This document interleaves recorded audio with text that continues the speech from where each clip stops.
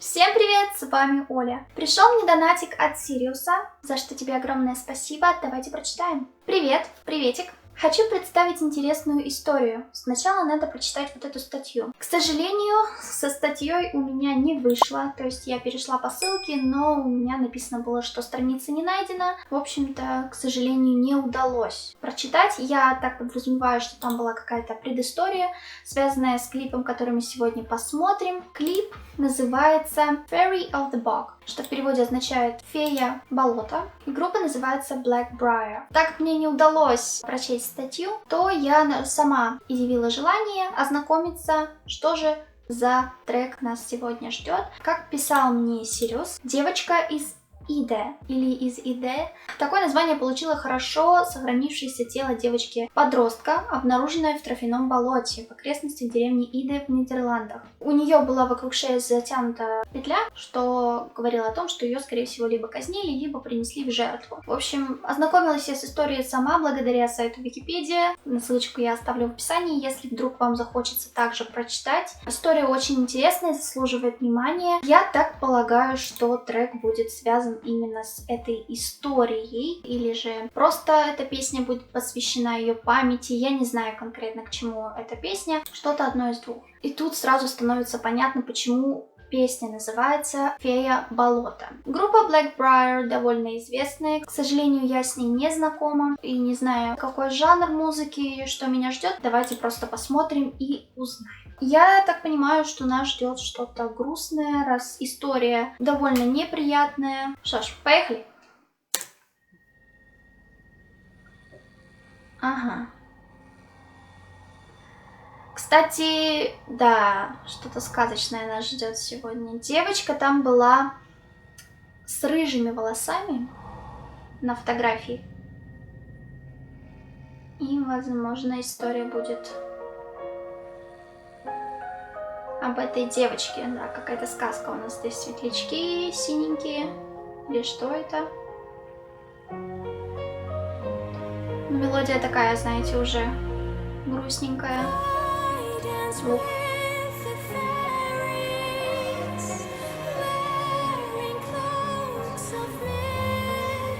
Голос у нее как у феи. Волшебный. Ну да, она в роли этой девочки, я так понимаю.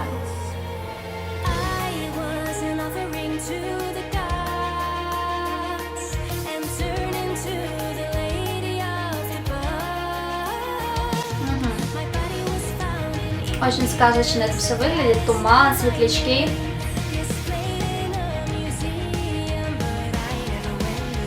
Лес.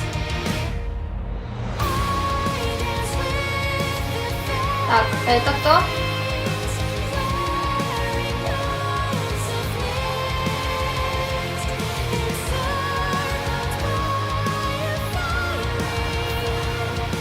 Очень красивый голос.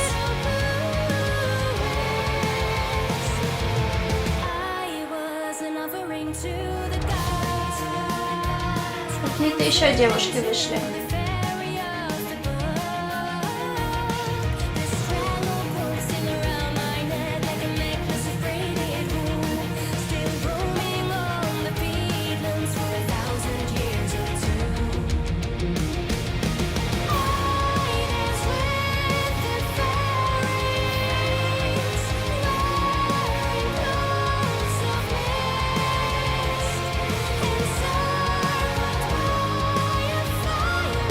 Куда-то повела ее.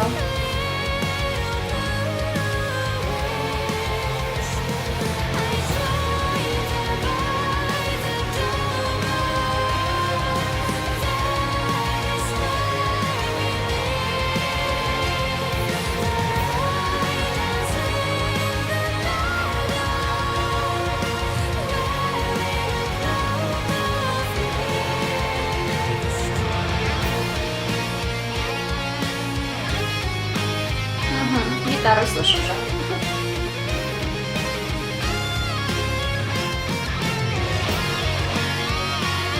Но поначалу даже не подумаешь, что инструментал будет мощный в песне, да и голос у нее не располагает к такому инструменталу. Но сочетается это все вполне себе прекрасно.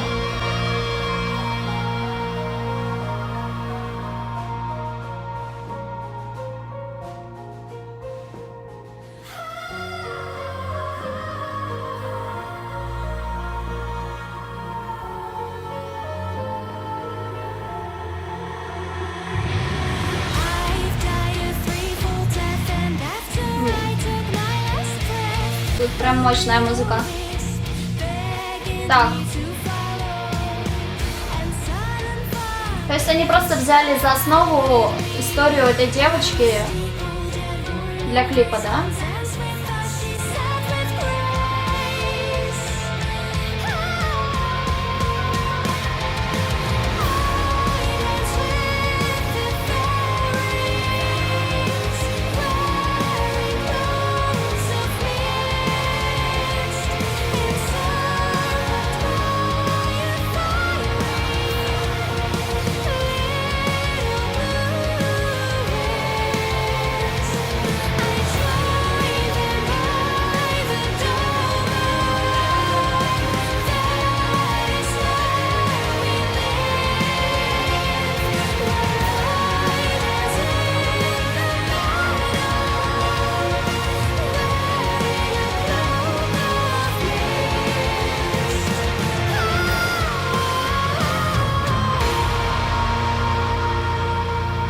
Ну, голос у нее очень красивый, аж до мурашек.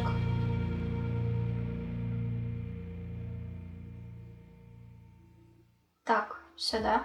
Ну, конец какой-то неопределенный, то есть, ну, вот и она встретилась с девушками, они начали танцевать, и я не знаю, что это означает их танец, но никакого, знаете, жертвоприношения или какой-то страсти, как рассказывалось в описании к истории девочки, такого не было. То есть из этой истории они взяли чисто образ девочки, наверное, и все. А так сразу я вот лично, если бы не прочитала историю, но хотя бы знала о ней, я бы, наверное, даже не задумалась о том, что это связано с этим как-то вообще. Непонятно, я не знаю, какую статью мне скинул конкретно Сириус, к сожалению, не удалось ее открыть.